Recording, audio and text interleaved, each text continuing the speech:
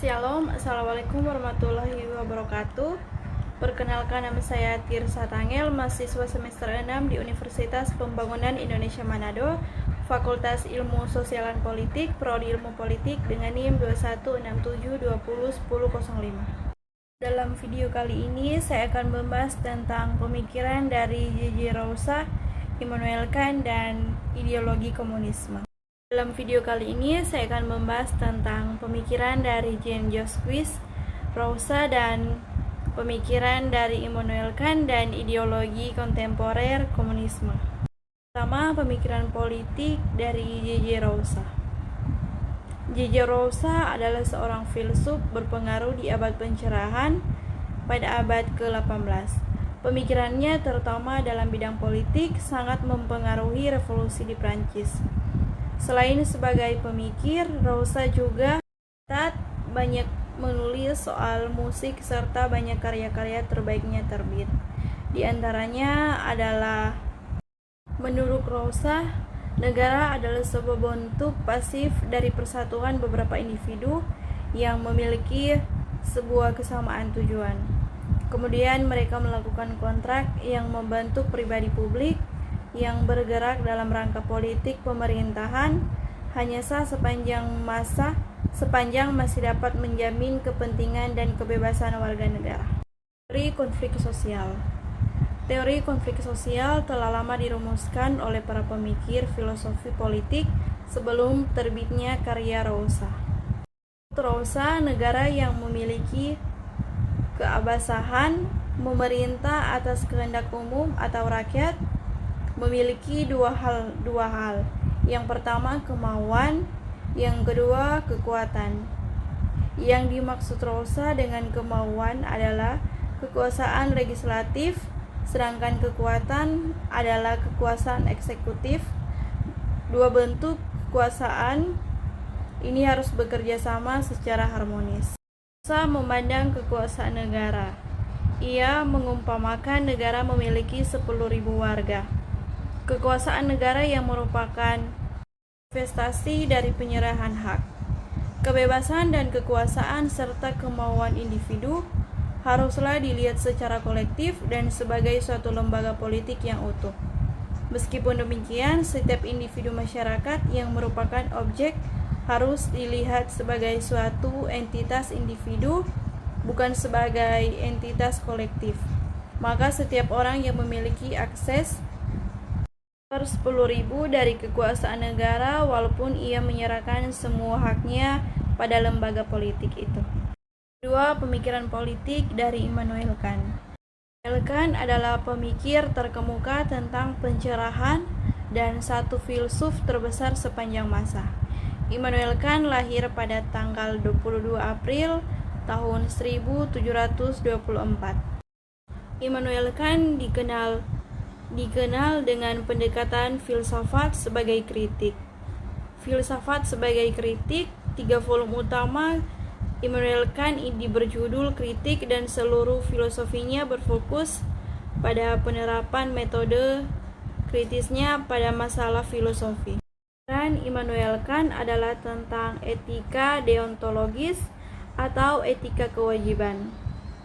Teori etika dapat secara kasar dibagi menjadi dua kubu, mereka yang menganggap tindakan moral atau tidak bermoral tergantung pada motif di balik itu, dan mereka yang menganggap tindakan moral atau tidak bermoral tergantung pada konsekuensi yang dihasilkannya.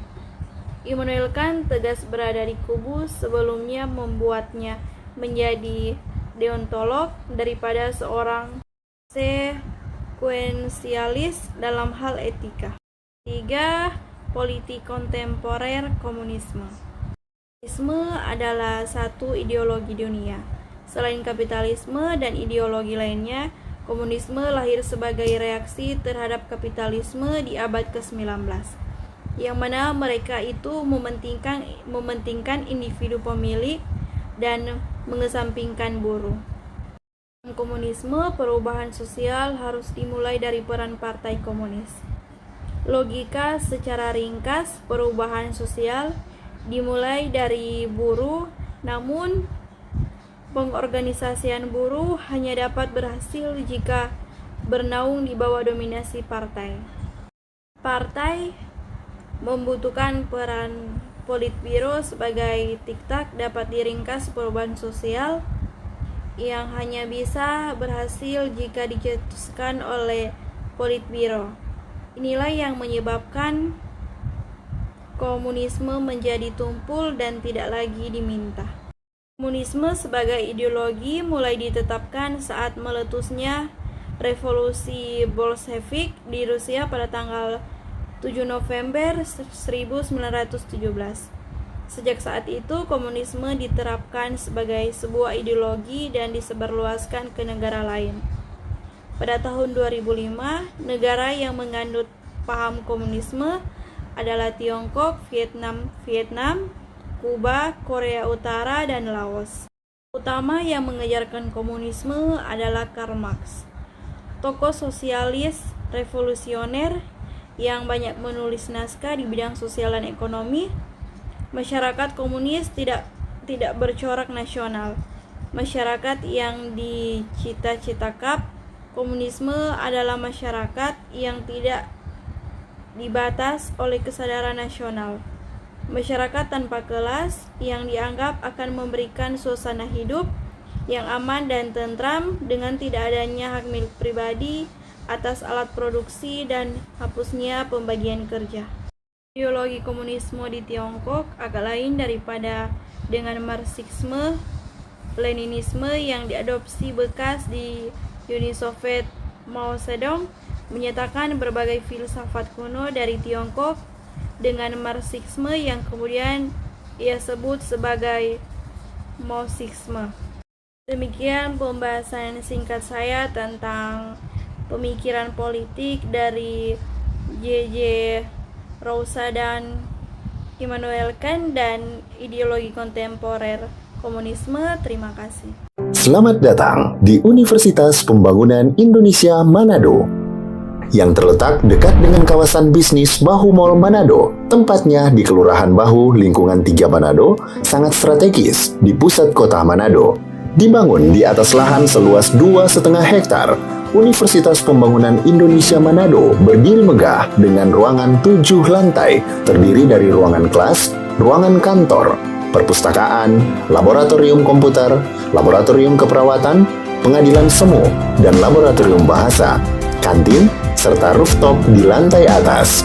Universitas Pembangunan Indonesia Manado memiliki 6 fakultas dengan program studi, yaitu Fakultas Pertanian, Prodi Agribisnis, Fakultas Hukum, Prodi Hukum, Fakultas Teknik, Prodi Teknik Elektro dan Teknik Sipil, Fakultas Ilmu Sosial Ilmu Politik, Prodi Ilmu Politik, Fakultas Sastra, Prodi Sastra Inggris, Fakultas Keperawatan, Prodi Ilmu Keperawatan, dan Profesi Nurse.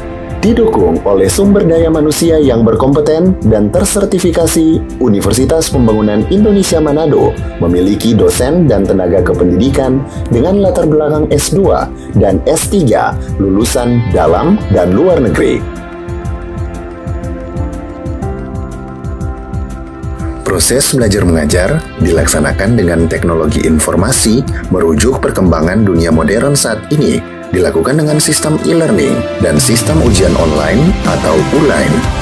Hasil tracer student Universitas Pembangunan Indonesia Manado dan fakultas menyebutkan lulusan UNPI sudah tersebar di dalam dan luar negeri.